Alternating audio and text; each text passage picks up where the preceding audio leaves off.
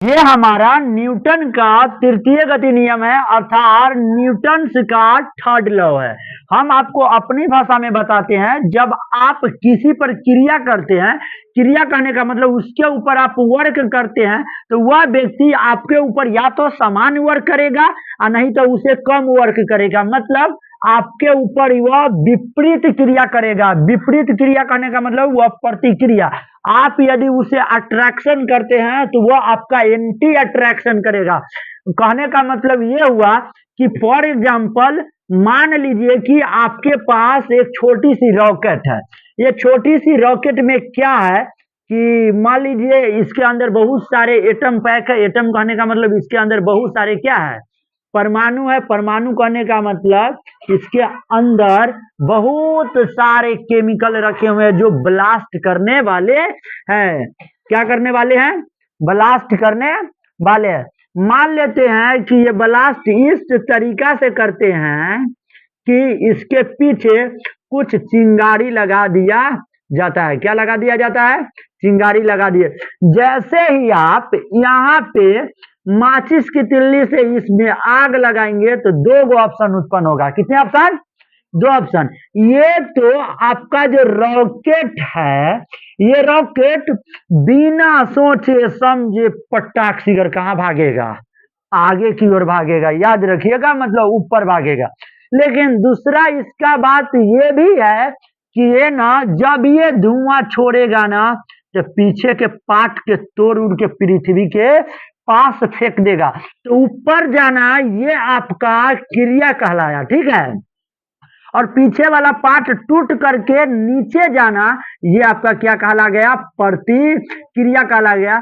छोड़िए, आप ना छोटा सा मान लीजिए कि आपका नौकरी पुलिस में हो गया। क्या चीज में हो गया? पुलिस में। और पुलिस में या तो जो बंदूक होता है, या तो आप ऐसे करके मारेंगे एकदम सीना में लगा करके, और नहीं तो एकदम ऐसे करके। अगर जो हाथ ऐसे करके मारे तो पता चला कि बंदूक का गोली तो आगे चला जाएगा, लेकिन बंदूक डायरेक्ट कहाँ भागेगा? पीछे भागेगा। इसका मतलब ये है कि यहाँ पे न्यूटन का थर्ड लॉ लगा है। कितने लॉ? Third law. जब कोई चीज जितना स्पीड में आगे भागती है, मतलब क्रिया करती है, उतना ही बैकअप में भी उसका प्रतिक्रिया होता है। तब बंदूक से गोली चलाना न्यूटन का कितना नियम पे लागू होता है? 3 पे। अर्थात जब आप एक बंदूक को सीना से लगा के गोली चलाते हैं तो आपको पीछे से ना बल मिलते रहता है बंदूक को एकदम ताकत से पकड़ने। जब ये गोली बाहर निकलता है तो आपको थोड़ा थोड़ा ये सांस करवा देता है कि इसके अंदर प्रतिक्रिया होता है। यदि कोई व्यक्ति हाथ में धरकर यदि बंदूक चला देता है तो समझ जाइए कि इतना ताकत होता है, इतना प्रतिक्रिया रहता है उसके अंदर, वह बंदूक कहाँ गिर जाएगा? नीचे गिर जाएगा। वो आदमी का हाथ तो सर में क्या लग जाएगा? चोट लग जाएगा। तो एक क्रिया के बराबर विपरीत प्रतिक्रिया भी होती है। और ये भी बात याद रखिएगा, जितना वजन से ये ऊपर जाएगा उतना ही वजन से ये नीचे जाएगा। मतलब कि इसका परिमाण जो होता है रॉकेट के, ये आपका बराबर होगा।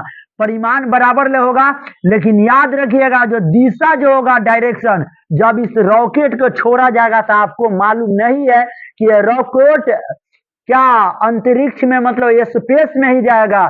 मैंने देखा है जब छठ घाट पे मैंने गया था एक बार, बचपन की हमारी कुछ यादें है। जब एक बुढ़ी दादी घाट के उस पर था और मेरी घाट इस पर हो रहा था, समझे।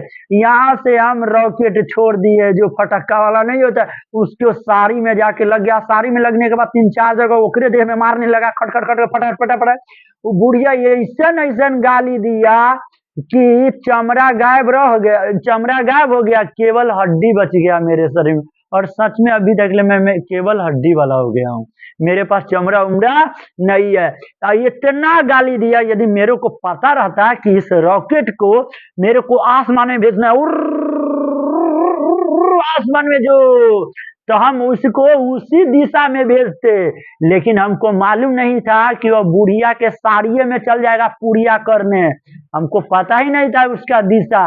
उसका वजन बराबर है, परिमाण सेम रहा, लेकिन उसका दिशा सेम नहीं रहा। दिशा सेम, सेम कहने का मतलब दिशा उसका बराबर नहीं रहा। तो ये आपका न्यूटन का थर्ड लॉ, बाकी फॉर द रेस्ट